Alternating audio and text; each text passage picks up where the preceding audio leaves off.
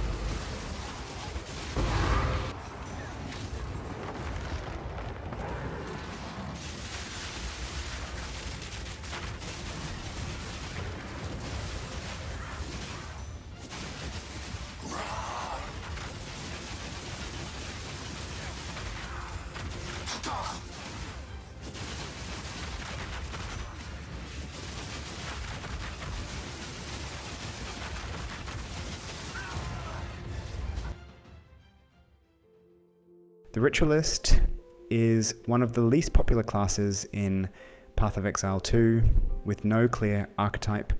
It's usually chosen only for the extra ring slot and improved jewelry bonuses. To make such a setup viable, heavy investment in rare and expensive items is required. Even then, most builds would perform better with a different ascendancy that offers more direct advantages. We found one path where the Ritualist truly excels: attribute and accuracy stacking.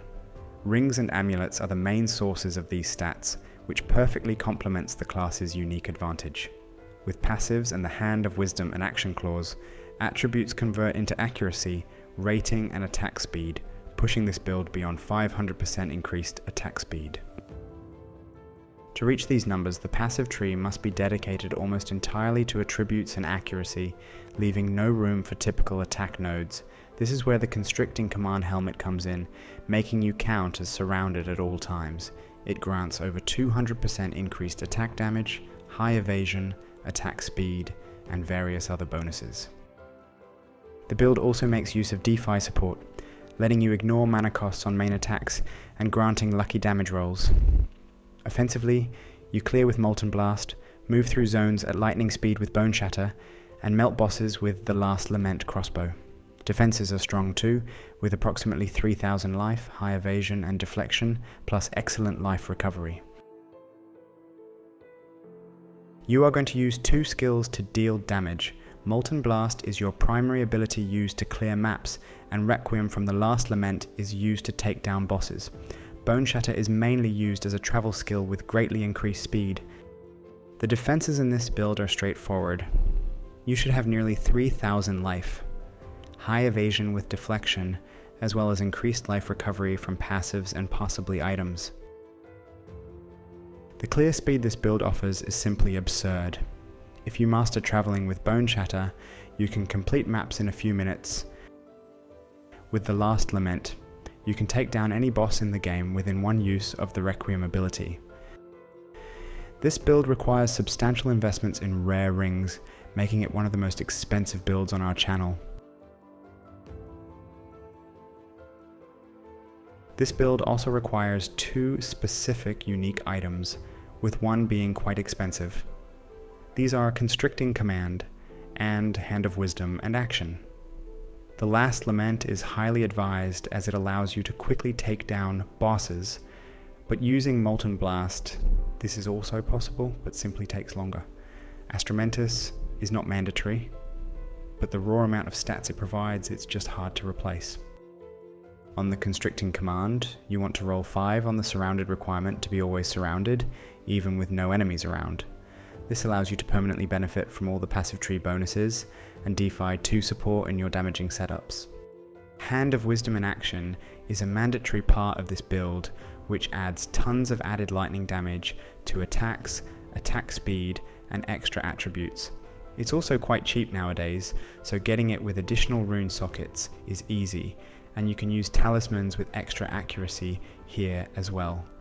Astromentis is the best in slot item for this build. It offers simply massive, raw attributes, and in this build, we don't really care about any other bonuses. We recommend anointing Volcanic Skin for extra fire damage and resistance.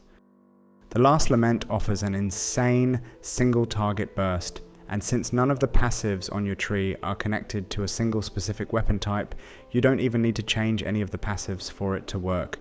Just use Compose Requiem shortly before the boss fight starts and see it melt within seconds. Please note that the effect ends when you are stunned. Make sure to stop firing when that happens, or it will quickly drain your life.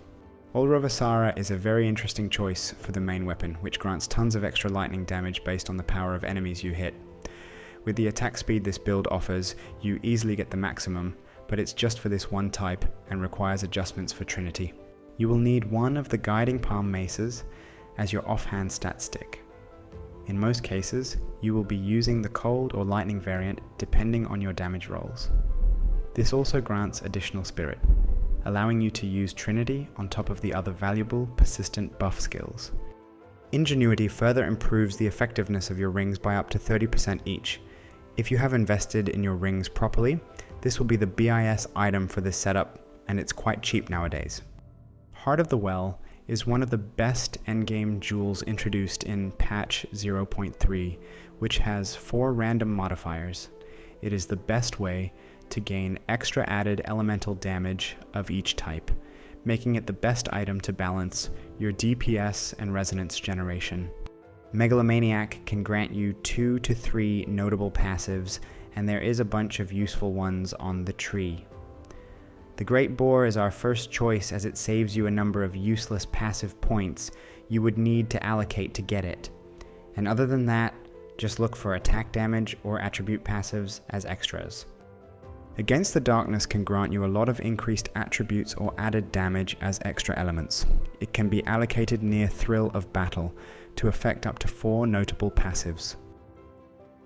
This build is oriented around stacking attributes and accuracy rating, so you want it on basically all your gear pieces. Naturally, you are also going to need resistances, and possibly evasion rating and deflection, which will allow you to effortlessly farm high-tier maps and bosses. For this build, you want a rare weapon with the highest possible DPS. Physical is most important, but all the other types are also valuable and may help you get corresponding resonance types. It's also nice to have plus level to all melee skills, extra accuracy rating, or the onslaught buff. Boots shall have movement speed, evasion rating, and deflection. You can try getting the essence suffix to maximize the effect of socketed runes too, and get additional resistance and attribute modifiers here as well. Rings are the most important part of this build, and you should certainly invest in them the most. By default, you are looking to cap all your resistances and stack as many attributes as possible. When that's covered, just check your budget and decide if you can afford extra flat added damage to attacks or bonus accuracy rating. On your rare body armor, don't look for anything fancy, just a lot of life, resistances, and evasion. The defensive stats are quite cheap. It's another story if you want extra resistance or attribute suffixes on top of that, so make sure you can afford it. Jewels can be obtained quite easily. Just find jewels with accuracy rating, increased attack damage or evasion rating, and an open suffix. Desecrating such a jewel guarantees you get 1 to 2% increased attribute of a random type. Naturally, you would prefer to get dexterity here, but all others should be fine as well.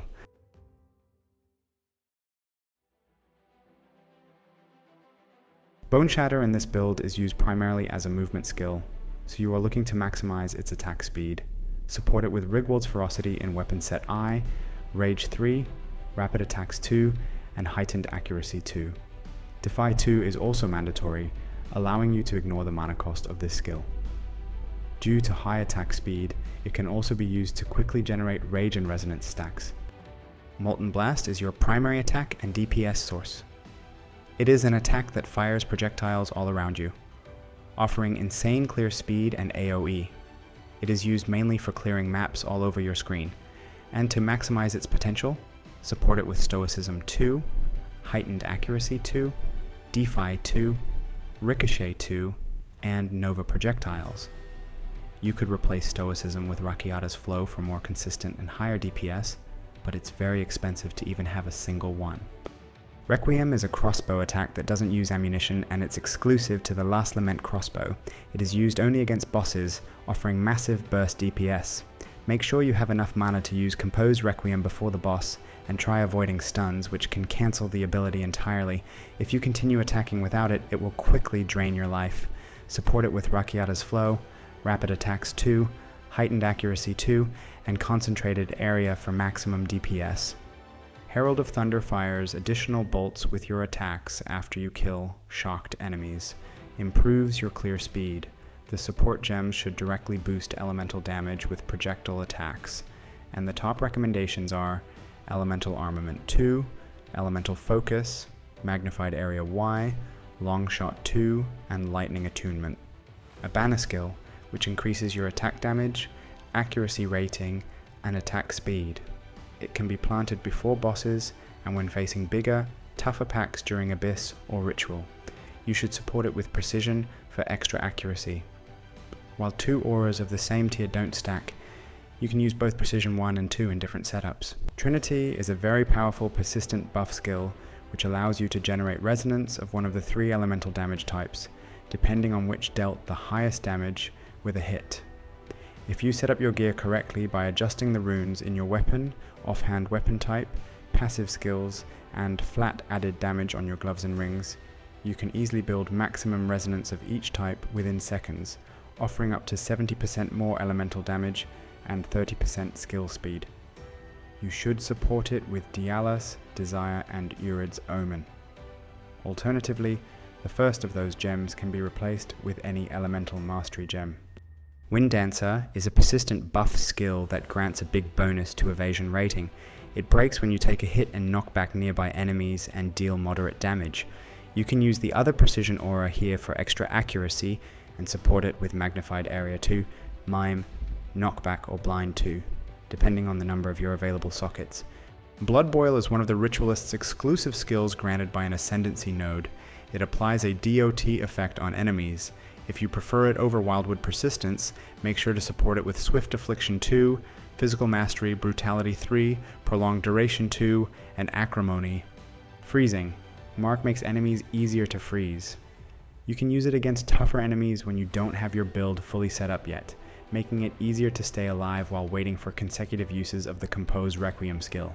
Support it with Life Tap, as you won't have mana for anything, Mark for Death to Break, Armor, Efficiency 2, and Prolonged Duration 2. For the minor passive bonuses you get as rewards during the campaign. The choices in this build are quite simple. As a Ritualist, you are going to easily unlock all 3 charm slots, and the extra charges gained actually make a difference. You are also going to have a lot of flat stun thresholds, so make sure to get the percentage increase from the Venom Crypts.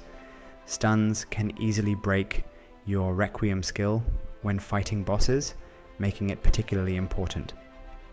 Since it's an attribute stacking build, you want to only take attributes from Halls of the Dead and from Chima boons. The passive skill tree choices are very straightforward.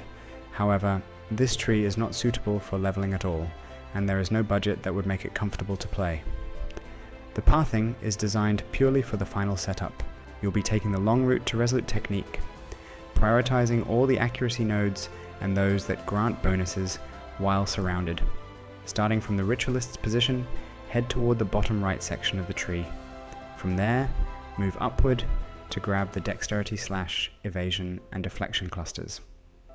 Continue down into the lower part of the tree, collecting all the attribute nodes in the center and the surrounded bonuses located below the mercenaries' starting area. Finally, progress through the middle lane toward Resolute Technique, making sure to pick up any remaining accuracy and surrounded nodes along the way. For the Ascendancy points, simply prioritize the extra ring slot with increased effects on jewelry. The negative mana is the only reasonable choice, since this build allows you to ignore mana cost of your main abilities. Other than that, take the extra charm and Blood Boil or increased life recovery from Wildwood Presence. The more Regan you got on your gear, the better to take the latter. That's all for this guide. Thanks a lot for watching. I hope you enjoyed this Path of Exile 2 build guide, and maybe even got inspired to try it out yourself. If you'd like to see more builds like this in the future, make sure to hit that subscribe button and turn on notifications so you won't miss any of the upcoming guides. See you in the next one.